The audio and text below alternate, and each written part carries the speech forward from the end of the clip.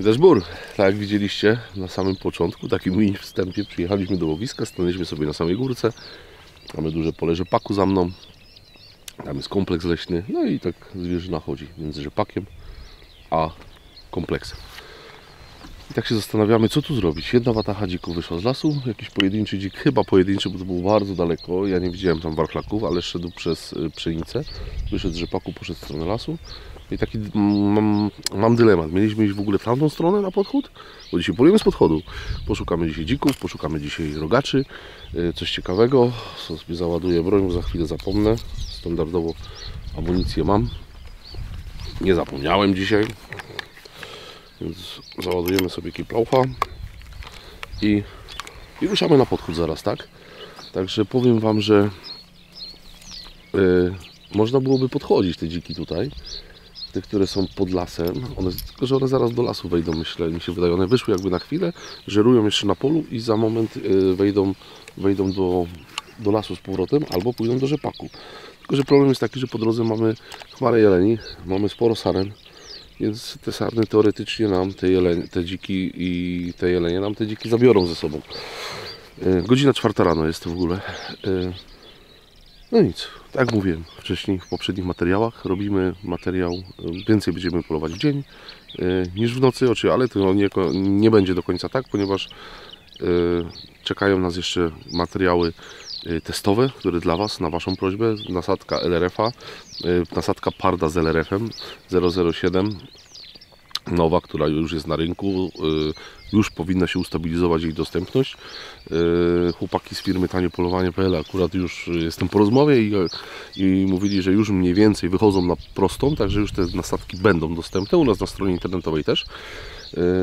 Dostaliśmy z Delty jeszcze nowego pulsara Thermiona Duo, czyli lunetę, która ma w sobie jakby dwie funkcje, termowizyjną i noktowizyjną. To też przetestujemy, weźmiemy, żebyście zobaczyli. To jest fajny model, bo XP, czyli ten najwyższy. Co jeszcze mamy do przetestowania? Mamy do przetestowania z Hika nowego Tandera, słuchajcie, przyszedł do mnie wczoraj tak naprawdę. Mamy nowego Tandera 2.0 FH35, czyli na, powiem tak kolokwialnie, na bebechach Falcona, którego dosyć dobrze znacie. Pobawiłem się tym troszeczkę, ale to tak jak Wam kiedyś wspominałem, nie testujemy termo w pomieszczeniach zamkniętych w ciągu dnia, tylko weźmiemy je sobie w nocy, więc gdzieś tam z nim pojedziemy. No i tyle. No, idziemy. Nie będziemy tu demagogii prowadzić, nie będziemy tutaj stać i czekać na oklaski. Popatrzę, co się tu jeszcze dzieje, co te dziki wymyśliły. No i chyba pójdziemy gdzieś tam w tamtą stronę, tak? Przejdziemy się, popatrzymy na rogacze. Jeszcze taka pora, że ciężko nam nagrać, musimy w trybie nocnym nagrywać. No już przełączyłem na tryb dzienny. Już jesteśmy na dziennym? No te dziki nagrywam na noc. No, bo daleko, nie? Ale przełączyłem, także jesteśmy już na trybie dziennym, no to gra. Nie będziemy się tu zastanawiać wiele. Wezmę sobie pastorał, poczekajcie. na dużym zoomie jest po prostu duża strata po prostu. No, jak standardowo. Im bardziej zoomujesz, tym więcej światła ucieka. Więc dobra, ruszamy na podchód. Idziemy, przejdziemy się. Trochę padało, 2 dni u nas padało, także jest mokro. No ale co, nie będziemy tutaj się zastanawiać, bo pod samochód nam nie przyjdą, a trzeba coś fajnego nagrać, także ruszamy na podchód.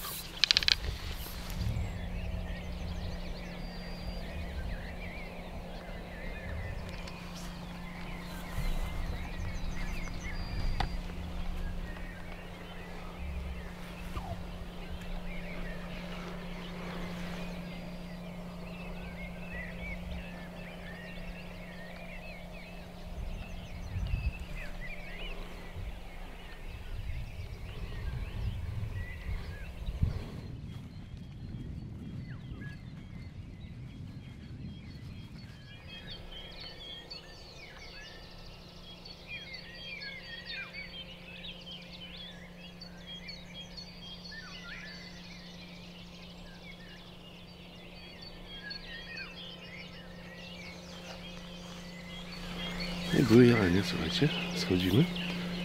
To jest taka łąka pod lasem. Oczywiście one zwolą na łące. Ta trawa jest zupełnie inaczej smakuje niż pryskana pszenica. I była mała chmarka jeleni, 3 sztuki. I zeszły sobie do lasu. Również, że na nas zobaczyły, jak wychodziliśmy wzniesienia, no i czmychniemy. A my pójdziemy w prawo, pójdziemy sobie pod wiatr i zobaczymy, co się dzieje z tamtej strony. Ruszamy.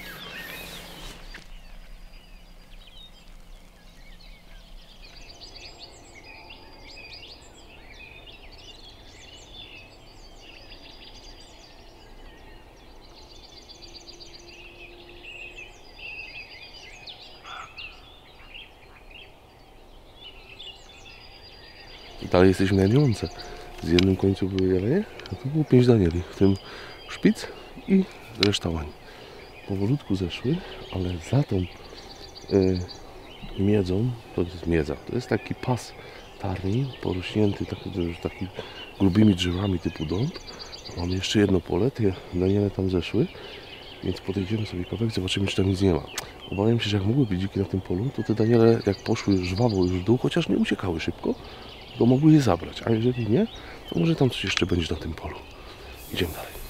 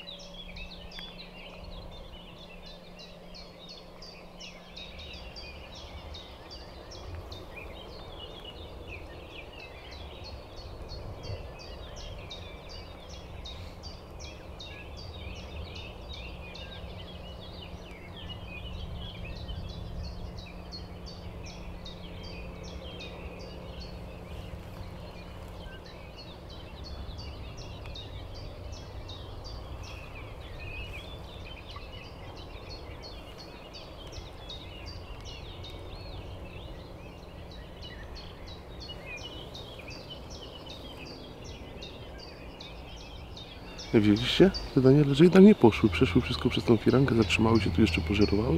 Później nas zobaczyły i już zeszły w dół. No jeszcze stoją tam pod drugą ścianą lasu. Stoimy w miejscu, gdzie idzie linia energetyczna i kiedyś tu chciałem ambony postawić. I słuchajcie, teraz tutaj chłopaki z energetyki zrobili za nas robotę, wycięli krzaki, żeby po prostu ta linia nie zarastała. I tutaj, gdzie ja stoję, gdzie ambona stała w tym miejscu, nie będzie bezpośrednio pod linią, tylko będzie z boku. Będzie widać w jedną stronę i będzie widać w drugą stronę. I myślę, że to nie jest głupi pomysł, żeby tu ambonę postawić. To jest bardzo fajne miejsce, ja już tu nie jeden odcinek nakręciłem dla Was. No ale nic, nie będziemy tutaj przedłużać, idziemy dalej.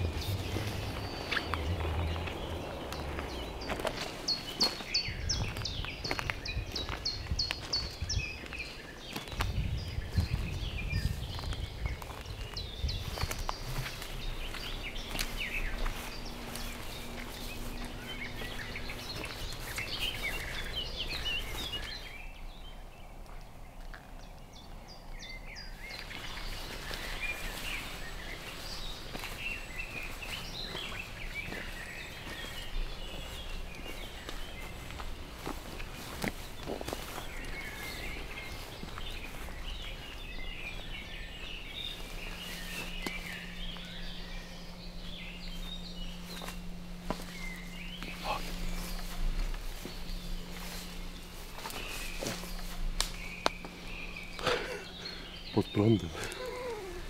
Jakby ktoś pytał, czy to ogrodzenie jest pod prądem, to tak, jest pod prądem.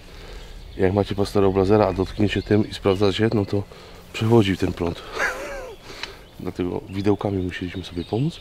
Są plastikowe, więc nie pomagają, ale nie przewodzą prądu. Natomiast ta część pastorału prąd przewodzi.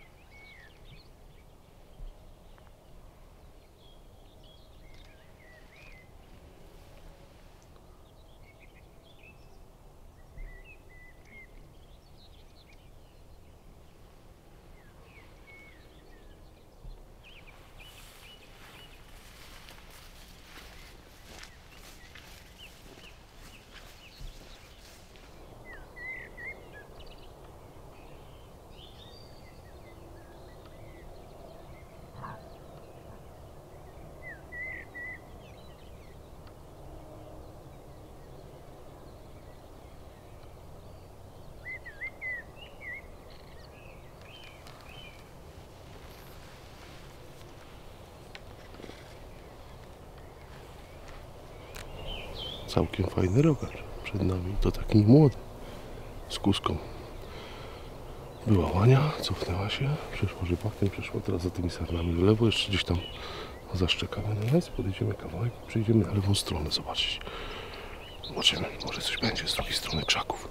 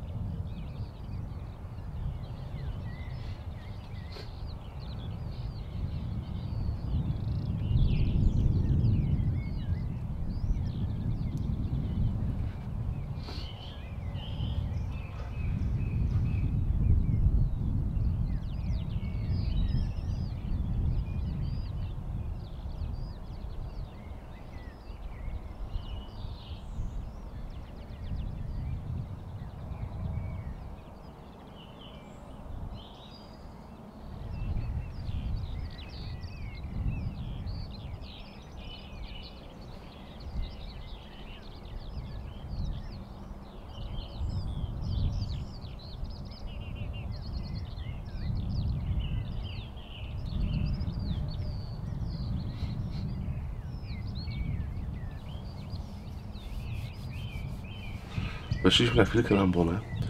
To jest tak zwana ambona wysoka. Szczebel jest złamany.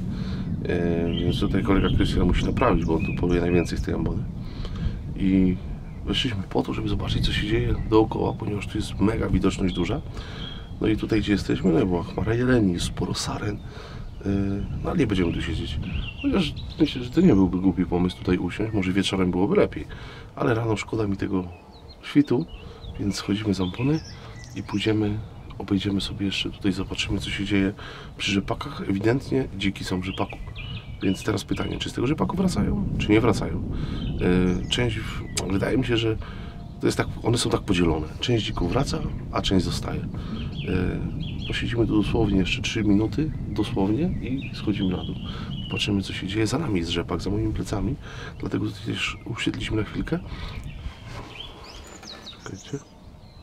Ale się goniają te jelenie. Usiedliśmy tu na chwilkę, żeby zobaczyć, czy jakieś dziki nie wyjdą. A jak nie ma, no to nie ma. No to zejdziemy na dół i pójdziemy przy rzepakach, zobaczymy z drugiej strony, co się dzieje.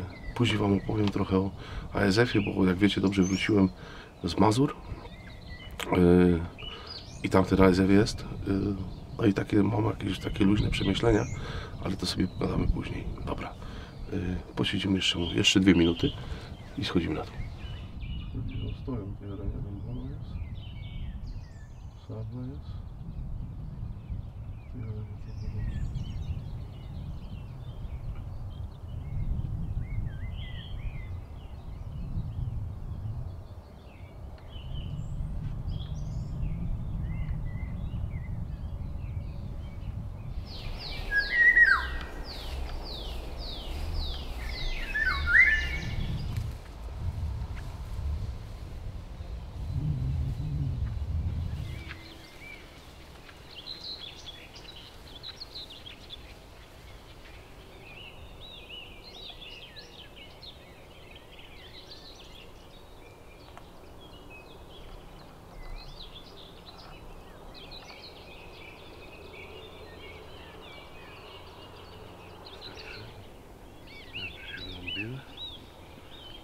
walka czy nie?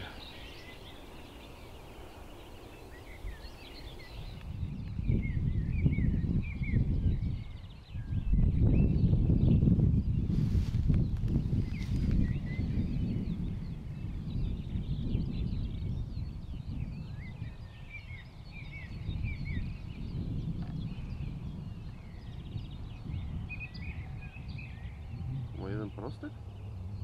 Nie widzę niestety.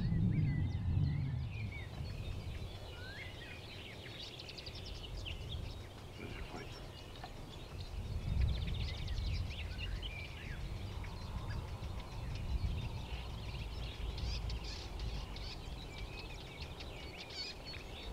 A, coś mamy tak na tej głowie.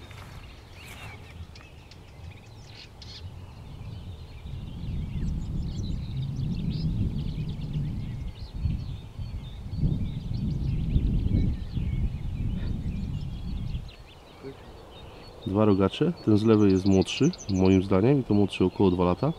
Ten z prawej jest troszkę starszy, ale z prawej mamy Melkusa, a z lewej mamy regularnego rogacza. I teraz jest typowa walka o terytorium. Najlepsze jest to, że ten z prawej nas widział, a ten z lewej nas nie widział.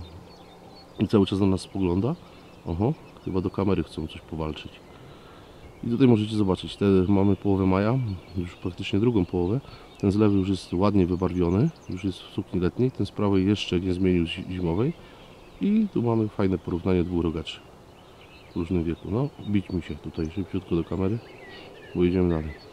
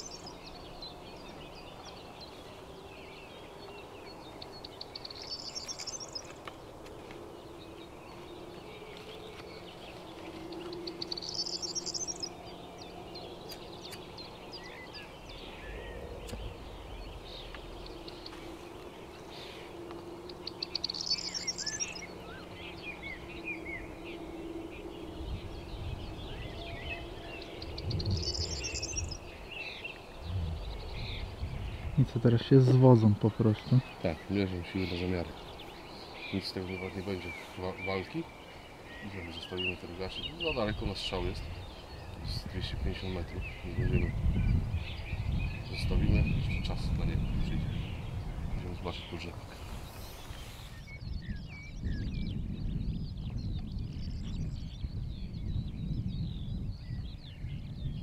Zależy od przemieszczenia.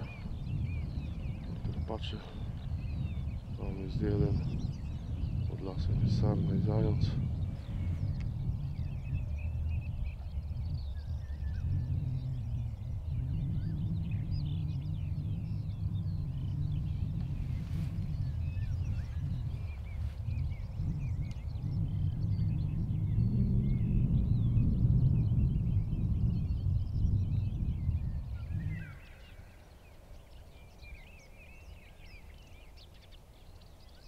No i kolejny.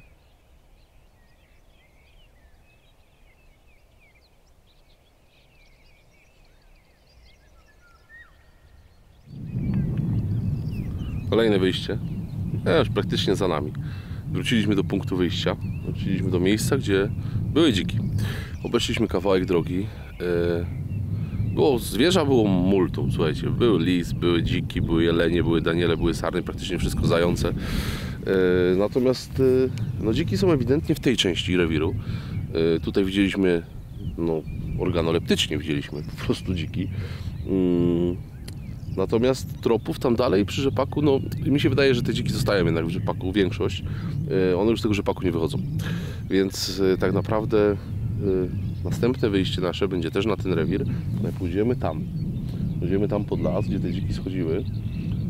I nie wiem, zastanawiam się cały czas, jak to teraz zrobić, czy nie przywieźć tutaj zwyżki. Tam jest zwyżka jedna, leży właśnie, nie wiem w jakim ona jest stanie, ale jakąś taką jedną wolno stojącą zwyżkę być może nam się uda tutaj przewieźć. Poproszę Mariusza, może Krystiana, weźmiemy, załadujemy tą zwyżkę i zawieziemy sobie ją tam na ścianę lasu. Przede wszystkim po to, żeby rano sobie na tej zwyżce usiąść i ewentualną zwierzynę, która gdzieś tu się będzie przemieszczać, złapać po prostu na zejściu. Ale dobrze by też było po prostu usiąść tam, jak one będą wieczorem wychodzić, tak? Bo ja myślę, że mamy dzień już na tyle krótki, że te dziki będą wychodziły w ciągu dnia. Wracając do tego ASF-u. Będąc na Mazurach, to tak naprawdę powiem Wam, że tam z tym ASF-em jeżdżę tam już, no to ja tam nie byłem pierwszy raz, tak? Także jeżdżę tam już sporo czasu i ten las naprawdę tam jest pusty. Nie ma tego dzika, tych dzików jest, tam strzelaliśmy 550, 600 dzików, tak? Natomiast w tej chwili nie wiem, ile było strzelonych w tamtym sezonie, ale to na pewno na palcach 2 rąk można byłoby policzyć. Więc ASF przeszedł, zebrał ogromne żniwo i moim zdaniem ten dzik do tych stanów sprzed 5-6 lat, jakie były, nie odrodzi się nigdy. Nigdy nie ma takiej możliwości. Dobrze by było, jakby na każdym obwodzie chociaż można było realnie strzelić te po 50 dzików, to byłoby super, żeby coś było na zbiorówkach, żeby coś było indywidualnie, żeby były tropy tych dzików. Natomiast do tych stanów, o których Wam wspomniałem wcześniej, nie ma możliwości powrotu z kilku względów. Pierwszy aspekt jest taki, że w dzisiejszej dobie noktowizji i termowizji nie ma takiej możliwości. Druga sprawa, ja widzę po populacji dzika, która jest u nas w obwodzie, tutaj gdzie ten dzik jeszcze jest, że te dziki są ogólnie, to są małe dziki, ciężko grubego odyńca, no nie ma szans, żeby odyniec gruby się uchował. Nie widzę takiej możliwości. Jedyną nadzieją są obwody jeszcze kół, które mają gdzieś przy parkach narodowych, gdzie się nie poluje na dziki, no to tam jeszcze jest jedyna szansa, że ten dzik jakiś potem taki medalowy, powiedzmy, czy orężny, stary odyniec jeszcze się uchowa i gdzieś z tego parku wyjdzie, nażeli będziecie go mogli w okresie wiosenno-letnio, wczesno-jesiennym upolować. Natomiast w normalnych obwodach nie ma takich szans. Druga sprawa, uważam, że stany przede wszystkim, które były przed 5-6 lat w niektórych kołach, gdzie strzelano 500, 600, 700, 800 dzików, no to te stany już nie wrócą. To sobie trzeba wybić totalnie z głowy, bo wiele osób mówi, a odbuduje się. Nie odbuduje się. ASF mamy w Polsce, nie wiem, 8 czy 9 lat, już teraz nie pamiętam dokładnie. 2000, no chyba 8 lat. Od pierwszego stwierdzonego przypadku i nawet one było stwierdzone na Podlasiu i tam też były koła, które strzelały 200-300 dzików i do tej pory po 8 latach nie strzelają tyle. Oczywiście część populacji wróciła, jakiś poziom jest zachowany, ale na pewno nie taki poziom, jak by wszyscy chcieli, szczególnie my myśliwi. Druga, jeszcze jedna sprawa, którą zauważyłem po rozmowach z wieloma kolegami myśliwymi, to w momencie, kiedy ten ASF się zbliża do danego obwodu, i tu wiem od chłopaków z koła, z okolic Grudziądza, którzy kupowali u nas odstraszacze, i te odstraszacze działają, tutaj pozdrawiam kolegów z koła Wieniec, oni strzelali około 30-40 dzików. W momencie, kiedy teraz mają tą falę ASF-u, która jakby idzie w ich stronę, strzelali w tamtym sezonie chyba 170, ten dzik się kumuluje. On jakby ucieka przed tym ASF-em i się przesuwa w miejsca, gdzie go nie było wcześniej. No i tak ta fala za tym dzikiem po prostu idzie. Więc nie wiem jak to u nas. My do strefy, stosunkowo do strefy to mamy niedaleko. Natomiast no widzę, że ten dzik jest. Jest go mniej więcej na tym samym poziomie od kilkunastu lat, jest go cały czas tyle samo. Więc ten ASF, że tak powiem, do nas jeszcze nie doszedł, ale to nie znaczy, że nie dojdzie. Jestem, nie wiem, ale przekonany w 100%, że on tutaj przyjdzie. Po prostu to się rozprzestrzeniło na cały kraj. W tej chwili 2/3 jakby Polski, powierzchni Polski jest w strefach. 1/3 jest strefą białą. My jesteśmy w strefie białej. No ale zobaczymy. Powiem Wam uczciwie, że uważam, że nie ma takiej możliwości, żeby odbudować dzika do stanu na Mazurach, czy na Pomorzu Zachodnim, czy w Lubuskim, czy na Dolnym Śląsku, nawet tutaj, gdzie my jesteśmy bardziej na północy Dolnego Śląska, gdzie tego dzika było naprawdę dużo. Myślę, że to już do tych stanów nie wróci, a bynajmniej chyba nie za mojego życia. Musi minąć kilkadziesiąt lat, żeby to, powiedzmy, znowu historia zatoczyła koło i znowu tego dzika było sporo. No dobra, dajcie znać w komentarzu, co wy myślicie o tym, jakie wy macie przemyślenia, napiszcie, czy wy macie strefę, czy nie. Podejrzewam, że większość z was ma, no bo to samo to, że te 2/3 Polski jest w strefie, a 1/3 nie. No i tyle. My się powoli zbieramy. Miejsce wytypowane na kolejne polowanie jest. Prawdopodobnie kolejne polowanie poranne, ale się wybierzemy raczej rano i pójdziemy sobie tam i tam poczekamy na te dziki, które nam krążyły. Interesuje mnie ten spory dzik, co to było, tylko nie wiem, czy to była locha, czy odynie, nie mam zielonego pojęcia, że było ciemno. Schodził nam jakieś 600 metrów od nas, więc, ale szedł już za dnia. Już było, jakbyśmy tam stali w tamtym miejscu, to można byłoby spokojnie ocenić i oddać strzał lub go nie oddać. Kończymy nasze wyjście. Zwierza sporo, więc no tak jak większość z Was życzyło sobie, to macie właśnie polowania dzienne. I ja się szykuję na polowanie nocne, na przetestowanie nowej nasadki Parda, na przetestowanie Pulsara, na przetestowanie nowego Hika, więc mam tego sprzętu tyle, że słuchajcie, muszę jechać najpierw strzelić, przystrzelać to i tak dalej, ale w każdym bądź razie gdzieś się wybierzemy, pójdziemy poszukać dzików. Drapieżników to tak naprawdę tylko IGO, bo lisy jeszcze im zostało 2 tygodnie, ale za 2 tygodnie strzelić lisa to chyba tylko na uprawie takiej świeżo posianej typu gryka lub buraki, tak? No bo to już nie będzie możliwości na łące za 2 tygodnie, to już nie będzie sarny widać. Dobra, kończymy odcinek, widzimy się w następnym materiale. A, jeszcze jedna ważna rzecz, słuchajcie, bo to się ukazuje za chwilę przed naszą imprezą, znaczy naszą imprezą, w której bierzemy udział. Zostaliśmy zaproszeni do Oleśnicy na obchody stulecia. Obchody bardzo lokalne, tam chyba 4 koła z tego co pamiętam. Teraz Wam się ukazuje nasz plakat, który widzicie. Plakat organizatorów tak naprawdę. Planujemy tam być, to jest impreza z 10 czerwca, bardzo serdecznie zapraszamy. Będziemy tam, no tak, oczywiście tę imprezę nakręcimy, sobie, nie wiem, podyskutujemy, spotkamy się. Akurat myślę, że 10 czerwiec, by pogoda dopisała. Termin bardzo fajny, taki, no powiedzmy, rogaczowo-dziczy, ale to wszystko wysokie, więc się ciężko poluje, więc tą sobotę można poświęcić na imprezę na Dolnym Śląsku. Zostaliśmy zaproszeni przez koło z Oleśnicy i tutaj przez Krzyśka, przez Jarka. Starzy znajomi, kręciliśmy tam odcinek o reintrodukcji kuropatwy, więc wspólnie z jeszcze innymi kołami ościennymi organizują takie lokalne obchody stulecia PZL-u. Sporo atrakcji, macie wszystko na plakacie, więc zapraszamy. Widzimy się 10 czerwca. Także do zobaczenia i dashbur.